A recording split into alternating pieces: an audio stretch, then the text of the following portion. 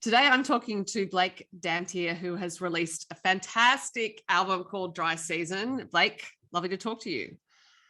Yeah, lovely to be on here. So as I said, Dry Season is a whole lot of fun, but it's also really bittersweet and intriguing in some ways. The balance is so interesting, and it's one of those albums that you put it on and think, oh yeah, this is a good time, and then after a few listens, it's like there's more going on here. Um, so I'm interested to talk to you about your songwriting, which I will get to. But I actually first wanted to talk about your life as a musician, because I understand your first instrument was drums. Yeah, when I was about 12, I think my parents got me a drum kit. My brother was a guitar player, so I think when he was 12, I think he got a guitar. Must be a thing. And then it meant that we could jam together. And he was really into sort of like heavy metal, like Iron Maiden, Judas Priest, which, just being a younger brother, I was into it too. And we would just, we would jam that for hours. My parents had to put up like extra gyp rock on my bedroom wall and like put a solid door up. I don't know if it made any difference. Being 10 meters away from a drum kit, I think, is 10 meters away from a drum kit. But look, they really only had themselves to blame because they bought you that drum kit. Exactly. Yeah, they brought it upon themselves. But yeah, it eventually graduated from heavy metal music to he went off on that path, my brother, and I kind of started looking into just more mainstream music, just trying to find what was on the radio and searching through my dad's collection. My dad was a DJ in the 80s, so he's pretty into his music, and he had a lot of CDs and records and stuff. And eventually I found a Faith Hill and a Shania Twain CD in there, and that's kind of what got me started on the path to country music. After that, it was sort of, that opened up the door, and I sort of explored everything after that. But before that, I was reading you and your brother did indulge in some 80s glam rock as well as the heavy metal. So what was the 80s glam rock phase? That's some good stuff there. We played a lot of like Poison, Van Halen, Scorpions, Skid Row. Like it's all really cool music, and I still love listening to that stuff. I think it definitely probably carries over in some way into what I'm doing now. So if anyone calls out a request from Van Halen at one of your shows, could you still accommodate it, or do those songs need a bit of practice?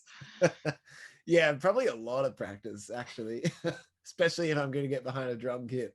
It's been a while. So Faith Hill and Shania Twain were obviously your entree to country music, which is not everyone's entree. Often people are saying, it's Waylon Jennings, Johnny Cash, whatever it is. So from the point you found that music, what did you explore next? Like, what was the mind expanding moment for you into country music? It probably happened for me when I went to the CMAA's Academy. So they do that, sort of take in young people and show them the ropes of the industry. And I did that, and it was the first time that I actually met up with any sort of like-minded people, because where I was at, I didn't know anyone else who listened to country music or, wrote country music or anything. Especially that was my age. So going to this academy, I met all these people, similar age, similar mindset, and I realized that all these people knew way more about country music than me. The first thing we did, it's like we all had to perform a song on the first night or something, and everybody just, they seemed to be able to pick all these songs that seemed so country. Yeah. The only person I knew was Chris Stapleton at the time. And I was like, oh, okay. It turns out I don't really know country music at all. So while I was there, I went down to the JB Hi-Fi when we had a day off in the middle of the weekend, and just bought a heap of CDs from the country section in Tamworth. And, was just asking people, what's good? Like, what should I get? What should I listen to? And sort of, that kind of set me off. Like, I think there I bought like Hank Williams and Mel Haggard, a lot of stuff like that. Just, classic hallmark kind of albums in country music. And yeah, from there it's sort of, that's when I started to discover all the older stuff, and really found that I really liked it. The more trad stuff, Waylon Jennings, Willie Nelson, the outlaw stuff is where I found I really liked, the attitude in that music. Yeah, right. And then the 90s stuff, Alan Jackson, like I think Alan Jackson's probably my favorite artist. I just love his stuff. Like, and I love that he's consistently always created the same kind of stuff. You know, he still just made an album last year, and it still like just sounds like his 90s stuff. It's awesome. Well, I guess that's makes him an identifiable brand. I don't know. Yeah. For his fans. But by the time you got to the academy, you must have been playing guitar and singing as well. So from drums to that, when did you start learning to sing, or just start singing, Bruce, and play guitar? I got some encouragement from people at school, being like, oh, you know, you can sing, you're all right, you know. So I was like, oh, okay, yeah, I'll try singing a little more. Like, you know, people seem to think I'm okay at it. But then singing and playing drums, very unfulfilling. It's sort of like if you just got a beat, there's no, you know, I don't want to say it's not music. Drummers are musicians too, but just drums, it's not really enough to sing over. So I started learning guitar, and I started learning to play piano for the songs that I couldn't play on guitar. Like at this point also, I was trying to record my own songs as well, but I was so bad at guitar that it would be like, I get the guitar and I'd play G, one bar, cool, all right, stop, and then work out where E minor is. All right, press record, and yeah, hit that, and just like punch in for each chord, just because I sucked so much at it. But I can definitely play a whole song now.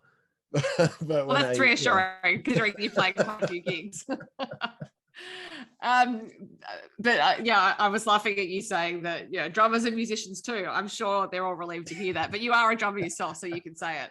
But yeah, it is hard to do your whole career with just drums and voice. So it's great that you've progressed. And you also mentioned recording songs you were writing. So when was the first song you wrote, or when did you write the first song? I suppose I should say. Like when I first started writing seriously, it probably would have been 2009, I would think, which was, I don't know, I don't even know what year it is now. Is it still no, none of us does. Like, no. So yeah, I guess, you know, I was like mid-teens at that time, and that's when I started being like, yeah, okay, I'm gonna write music. But at that time, it wasn't country music. It was just sort of like, I don't know, it was just whatever I had been listening to, I suppose, and whatever I was kind of absorbing. I didn't really put a genre on it. But then a couple of years after that, that's when I started to be like, okay, it's going to be country music. Like, you know, let's start trying to incorporate some of those elements in. And it took a long time to sort of actually get it to like what I've got now on the album. I find country music, like it's got to be authentic, and it's hard to make that authenticity happen. You know, if you're not used to the music, like I hadn't heard it before, so it just took a long time for me to sort of absorb it and what it was about and how it worked. Yeah, that's a great line. It's hard to make that authenticity happen because, yes, I think as listeners we can always hear if it's forced. Or manufactured in any way.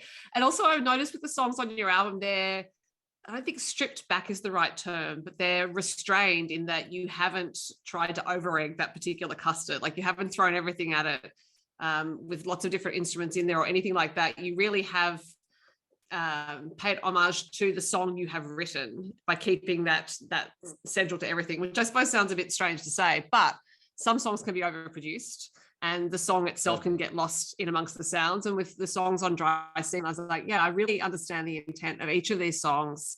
The story is clear. The instruments that are around the voice are all really supportive of it. So I think what I picked up in you talking about your songwriting is this ability to edit what you're doing so you get down to the nub of it, and then when you went into the studio to record the album, a similar process was there, that you were ruthlessly self-editing, or your producer Simon Johnson was helping you too. Yeah, but I think one of the advantages of it being a debut album is that I've had so much time to like actually get all these songs together, you know. There's no like, okay, last album, you got 3 years to the next one, go.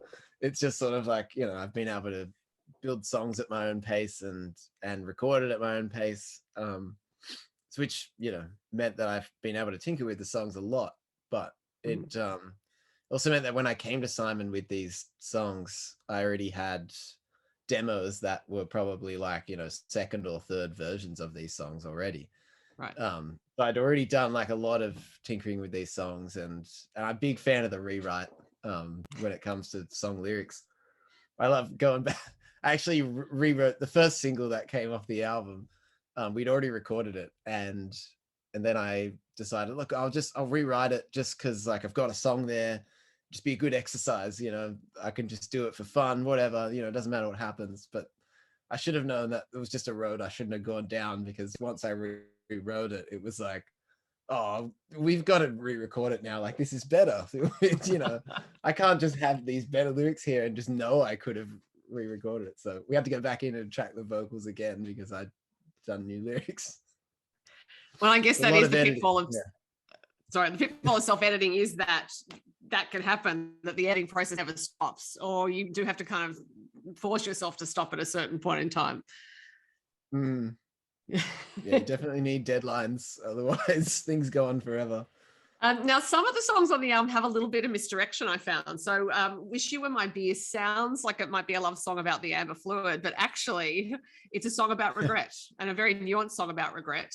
And Don't Say When sounds like a drinking song, but it's about a death in the family. So within that editing process of writing those songs and recording them, are you thinking about the layers of meaning within each song?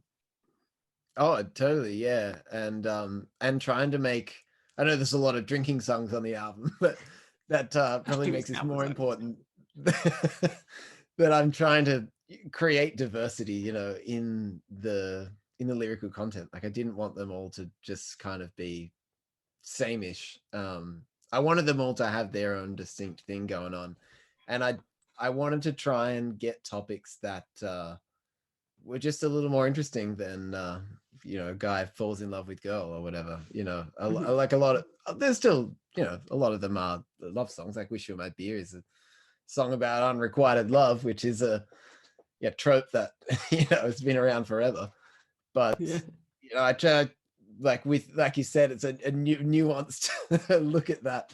I've been trying to create these, you know, much more interesting storylines rather than just go for simple stuff. Yeah. One of the actual drinking songs on the album is You Don't Mix Whiskey, which you sing with Adam Harvey, who's no stranger to the drinking song. I'm wondering how you came to work with him. We were listening back to the mixes, or they might have been pre-mixing time, and we're just hearing back all the songs, and I said to Simon, I think this one would be really cool as a duet.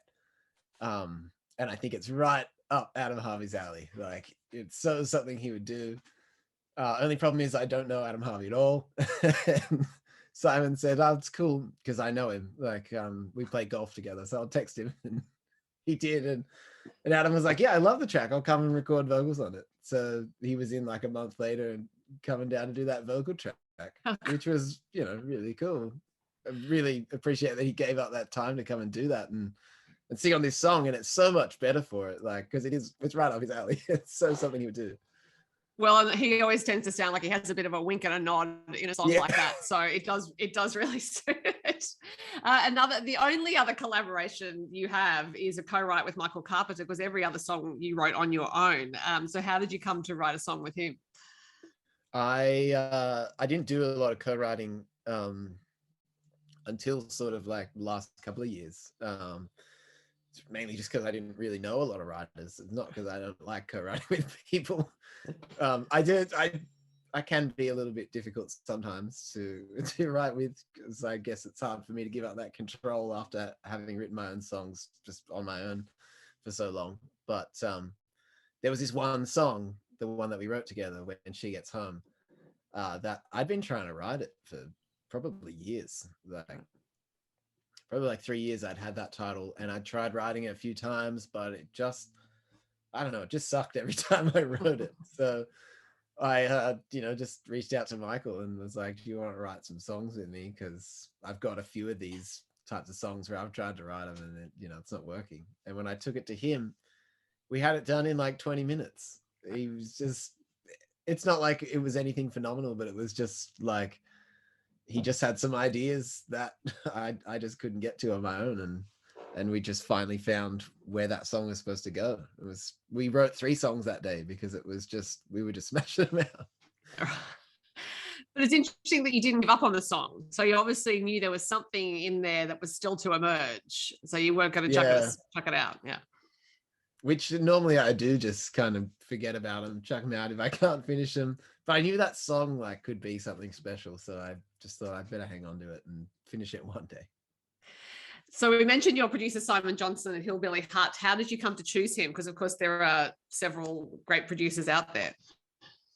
It was tough trying to find the right person to produce this, because you know you're gonna trust them with the entire project, and you're gonna pay them a bit of money to do it too. So it's like, it's the kind of thing you have to get it right on the first time. You don't really get another go unless it's the second album. And I thought Simon would really get this music. You know, I'd seen him play and I knew I wanted him to play bass on it. And I just could see he really understood where I would want to go with this album. And, you know, when we talked about it, he did, like, he really got it, and he pulled together the best band for this thing. Like,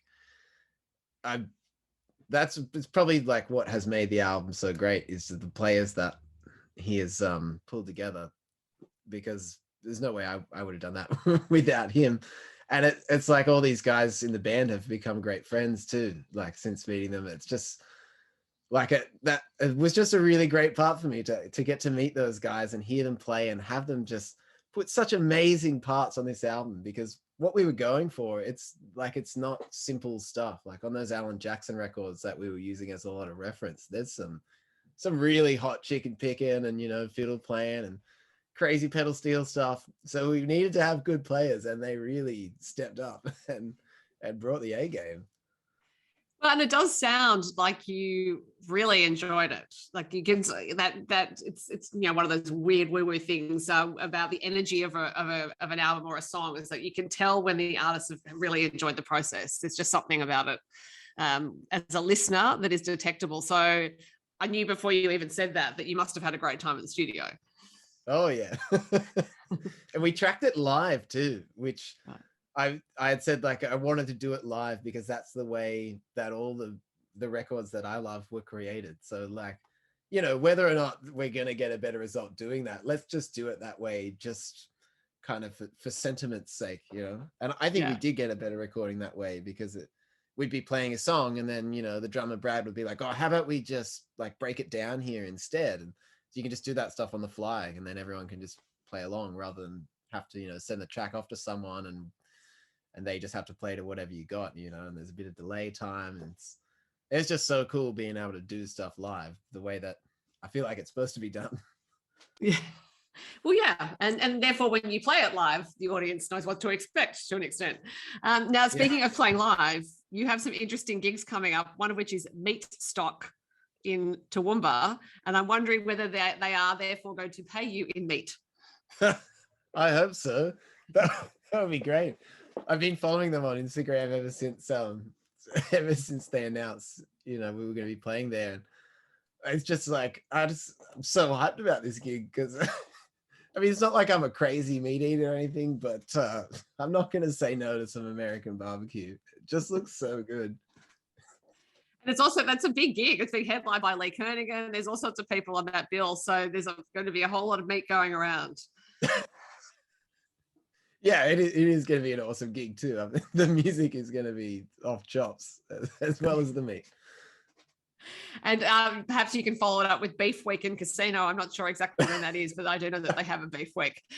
You're also playing, I saw, 50th anniversary concert at the Tamworth Country Music Festival, of course now postponed until April, which is a fantastic gig to be on, because it's the who's who of country music playing this celebration. So I'm sure you're looking forward to that.